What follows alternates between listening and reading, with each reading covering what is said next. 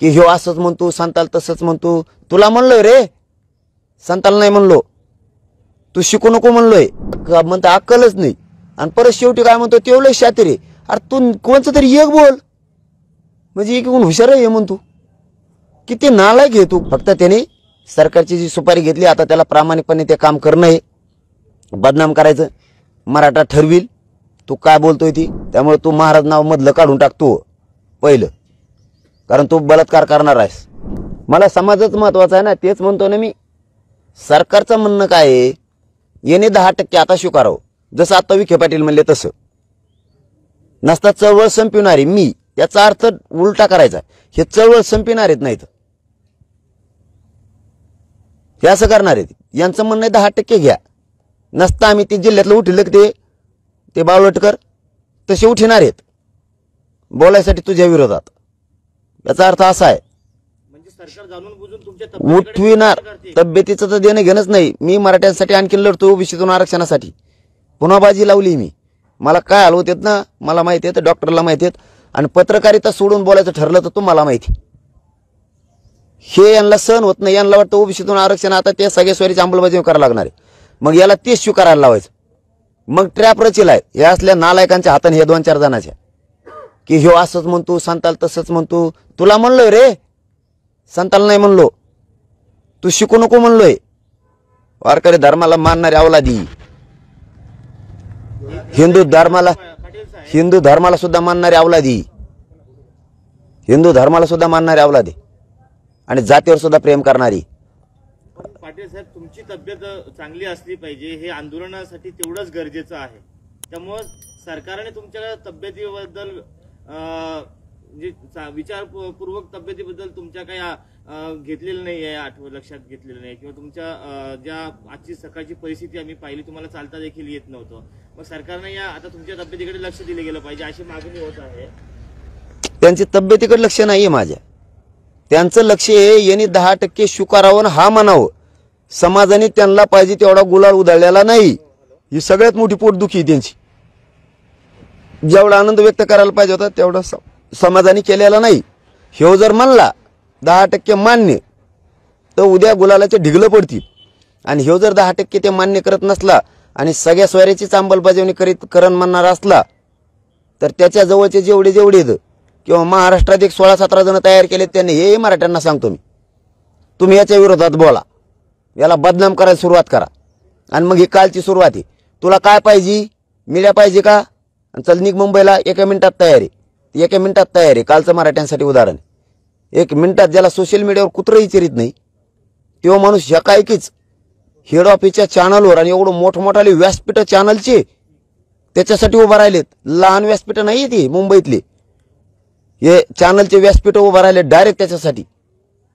हे ट्रॅप आहे. मग मला तिकडे होतील असं खाल्ल्यावर हे गोरगरिबाचं. मी माझं पूर्ण जीवपणाला लावलाय या समाजासाठी. मी पोट महापूर हात वाढायला लागतं तेव्हा मग एक शब्द बाहेर पडतोय. तू माझ्या त्यागाबद्दल, माझ्या ज्ञानाबद्दल बोलूच शकत नाही. परत शेवटी काय म्हणताय ते, त्याला म्हणता अक्कलच नाही. आणि परत शेवटी काय म्हणतो, तेवढं शातीर आहे. अरे तू कोणचं तरी एक बोल, म्हणजे एक हुशार आहे म्हणतो.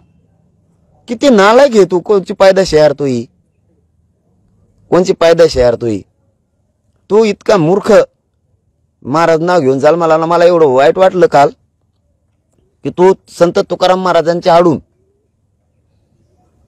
मला संपवायला, म्हणजे माझ्या जातीला संपवायला. आणि तू मरणार आहेस. तू म्हणतो मी मला मारणार आहेत.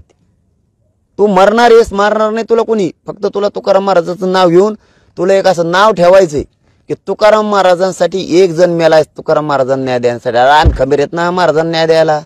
बोलून देईन त्यांच्या विरोधात कुणी बी. आमची पायदास कशाला आहे?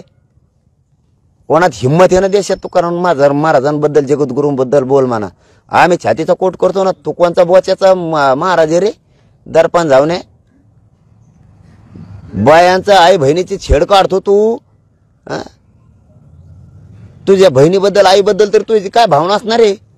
कशाला जन्माला त्यांच्या पोटी असले अवलाद जन्मू नये. त्या आईबापांनी याला शिकवा. त्याच्या आईबापाने त्याला कशाला जन्माला आमच्या पोटी म्हणून तू असली अवलाद. मराठी एक झालेला बोलतो तू. ज्याने मराठी एक केले, ज्याने मराठ्यांना न्याय दिला, ज्याने रात्रंदिवस खस्ता खाल्ल्या 24 घंटे घराच्या बाहेर आहे साहेब मी, तू एक दिवस घराच्या बाहेर नसतील. गोवाधडी सोडून आला अशी गोवाधडीत मुतो तूच घरात. मी 24 घंटे 6 महिने झाले या मराठीच्या लेकरा मोठे व्हा म्हणून घराच्या बाहेर आहे. आणि तू माझ्या लेकरांबद्दल बोलाव, माझ्या मराठा समाजाबद्दल, माझ्या कुटुंबाबद्दल, आणि तो बोलाव. तुला 2 गोष्टी सोड नाही भाऊ. जगद्गुरु तुकाराम महाराजांच्या आडून सरकारने तुला सांगितलं याची बदनामी कर, याला 10% स्वीकारायला लाव. फक्त संत तुकाराम महाराजांच्या आडून बोलू नकोस आणि माझ्या कुटुंबावर तो बोलायचा नाही. मग तू किती रोज पैसे घे आणि रोज ज्या धाब्यावर जाऊन ज्या मोठ्या हॉटेलवर जाऊन प्यायची तुला भारी, ती तुला कोणची लागती ती 25 का 35 हजाराची ती पी, नाही तर हातभट्टी पी तांब्या भरून. एका तांब्यात माणूस नीट होतो असं लोक म्हणतात. तू ते नीट होय, मला देणं घेणं नाही. आज याच्यानंतर मला खरं सांगतो तुम्हाला, आजच्या नंतर याच्यावर प्रश्न विचारू नका ह्या नालायकावर असले. फक्त त्याने सरकारची जी सुपारी घेतली आता त्याला प्रामाणिकपणे ते काम करणं आहे. बदनाम करायचं, मराठा ठरविल तू काय बोलतोय ती चुकीचं जर मी वाटलं तर मराठा समाज मला बाजूत सरकीन, एका सेकंदात मी बाजूत सरकतो. तू जर मराठ्यांसाठी काम केलंय तर इतक्या वर्ष तू मराठ्यांच्या विरोधात बोलणाराच विषय का बोलला नाही? तू एवढी आगपाखड मीडियावर मराठा आरक्षणाला विरोध करणारा विषय बोलला असता तर मराठ्यांतून डोक्यावर घेतला असतं.